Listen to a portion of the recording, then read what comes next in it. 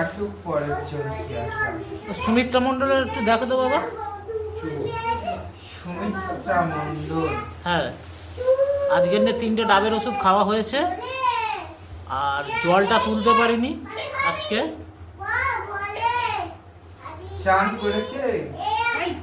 5টি উপকরণ দ্বারা জিনিস দিয়ে স্নান করেছে? চান করেনি, স্নান করেনি। না, শরীর এই খারাপ। মাসিক চলছে, এই মাসিক শেষ হলে 5টি উপকরণ দিয়ে স্নান করে আসবি, তোর মধুময় মাস চলছে। আমাকে তুষ্ট কর, আমাকে তুষ্ট করলে তুষ্টর ফল অবশ্যই পাবি। আর যে নিয়মে আমি জল তোলার কথা বলে দিয়েছি আর যা বলে দিয়েছি ঠিক ভাবে নিষ্ঠভাবে পালন কর, যা করলেই অবশ্যই যোগ্য সূত্র হিসেবে সুপর সন্তান প্রাপ্তি হয়ে যাবে।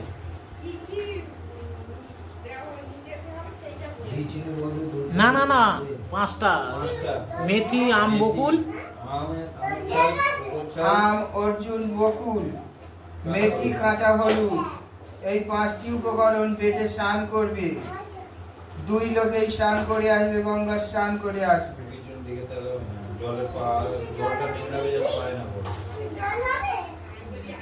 প্রথম জল তুলেছে ঠিক, প্রথম জল তুলে সেই জলের ঘট বসিয়েছে ঠিক। দ্বিতীয়বার জল তুলেছে, প্রথমবারে জল তুলতে গেছে সেই দ্বিতীয়বারের জল ভুল তোলা পড়েছে।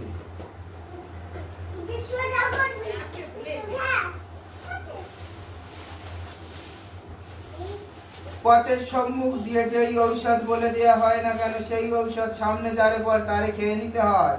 ঘোলা হোক, পচা হোক, ধোসা হোক, যাই হোক, সামনে যা পাবে সেইটাকে নিয়েই খেতে হয়। সেই জিনিস দোনো করলে ফল বিফল যায়।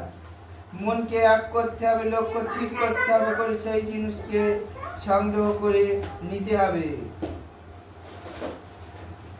লক্ষ্য যদি এক হয়, চক্ষু যদি ঠিক হয়, তবে যতই পচা গলা জিনিস সামনে আসুন না, সেইটাই ঔষধ বলে তুলে নিলে সেই জিনিস অমৃত সমান হয়ে যাবে হাতে।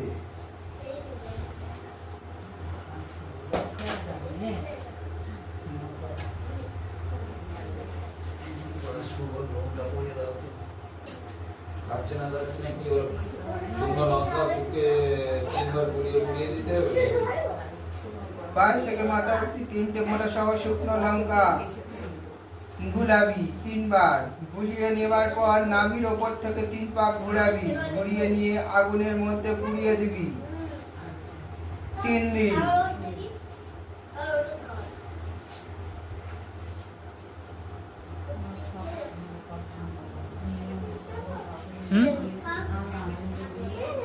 হুম 3টে তো কমপ্লিট হয়নি। না, নুনটা পড়িয়ে দিক।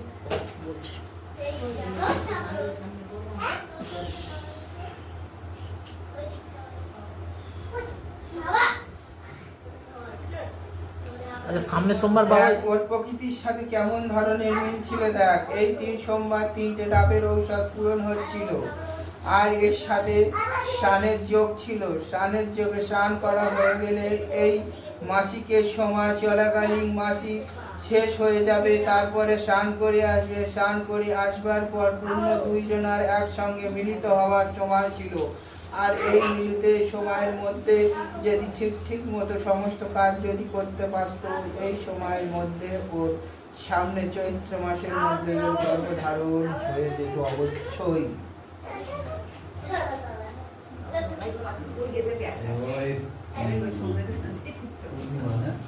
তবে গত সোমবারে যেই ঔষধ দেওয়া হয়েছিল, খেতে বলা হয়েছিল, ঔষধের নিয়ম হলো 1 পান খাবে, 1 পান চান করবে, 1 পান তাইতে দেবে। বলা হয় খাইতে দেবে, নাইতে দেবে, তাইতে দেবে।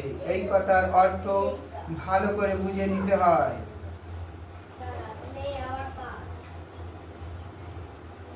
আমি লিঙ্গরূপী মহাদেব দুর্গার যোনির উপরে আকৃষ্ট হয়ে একসঙ্গে সমাগম হয়ে বসে রয়েছি। সেই মতো সেইভাবে আমার যোনির থেকে যে কাম রস বেরিয়ে দুর্গার যোনি হয়ে ঘটির মধ্যে ধরা হয়, সেই কামরসকে প্রথমে পান করা হয়। আগ ঔষধ দুই স্বামী স্ত্রী সেবন করতে হয়। তারপরে সেই রসকে নিয়ে দুইজনার মাথার উপরে ছিটিয়ে বা গায়ে হাতেতে হালকা করে নিয়ে লাগিয়ে দেওয়া হয়। তারপরে শেষ অবশিষ্ট যেইটুখানি থাকে সেই অবশিষ্টটুকুনি নিয়ে তার কন্যার যোনির মধ্যে প্রবেশ করানো হয়। কন্যার যোনির মধ্যে প্রবেশ করিয়ে দিয়ে পুরুষের লিঙ্গ দ্বারা যোনির মধ্যে মিলিত হয়। যেইভাবে চির শক্তি একসঙ্গে একত্রিত হয়ে যোনির মধ্যে মিলিত হয়ে রয়েছে। আমার কামরস তার স্বামীর কামরস গিয়ে দুইজনে একত্রিত হয়ে পুত্র সন্তান লাভোদ্ভূত হয়।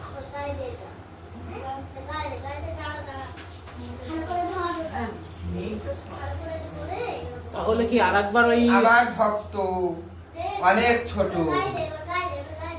লজ্জায় ছিনায় না বলতে পারে, কিন্তু যখন আমার শক্তি যখন ভক্তের উপর প্রভাবিত হয়, লজ্জা ঘৃণা তার কাছে কিছু থাকে না। আমার বাক্য তার সামনে দিয়ে সব প্রকাশিত হয়ে যায়। তাকে সেই মতো নির্দেশ পদ বলে দেওয়া হয়।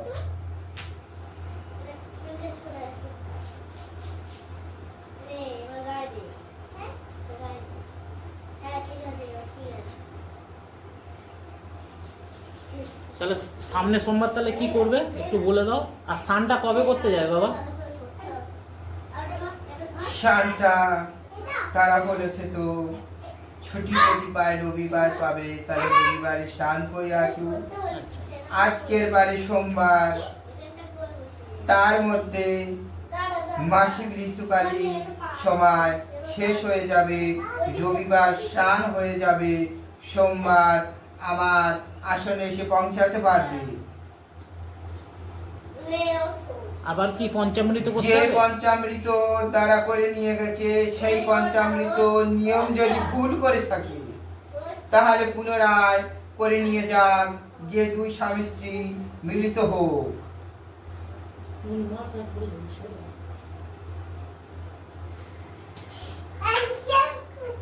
তাহলে কাজ হবে তো বাবা?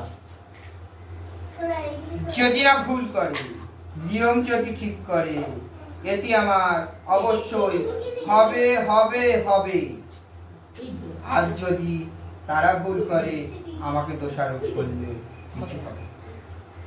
একটা তো ভুল হয়ে গেছে, তো তুমি একটু পাশে আমি থেকো বাবা। প্রথমেই বলে দিয়েছি, আজকে আমি যখন আমার জানান দিয়েছে আমাকে তুষ্ট করো, আমাকে তুষ্ট করলে আমি আশুতোষ মহাদেব, আমি অল্পতেই সন্তুষ্ট। আমাকে তুষ্ট করে তৃপ্তি করে ভক্তি করে করুক, অবশ্যই সব ঠিক হবে। লক্ষ্য আর মন স্থির করুক, এক করুক লক্ষ্য।